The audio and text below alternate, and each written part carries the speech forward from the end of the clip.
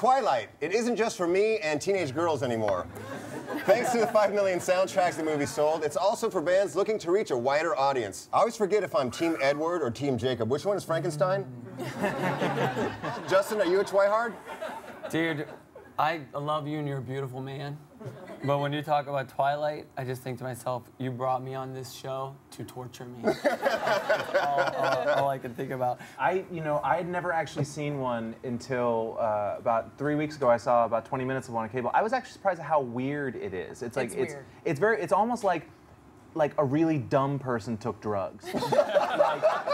You know how like the Beatles took drugs and they did like Sgt. Pepper? It'd be like if like a 13-year-old dumb girl who like draws unicorns in her notebook took like peyote, it would be like Twilight. Well, I loved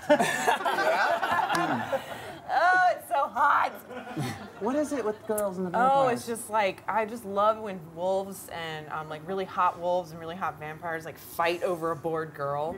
It's just so, you gotta be careful though with the soundtrack. Like you could get, there's some good stuff on the Twilight soundtrack, but you gotta be careful when it's on your iPod, because it comes up as the Twilight soundtrack? Twilight poster comes up on there, and like if someone's like, which Radiohead album is this? And it's like, dude, what is this?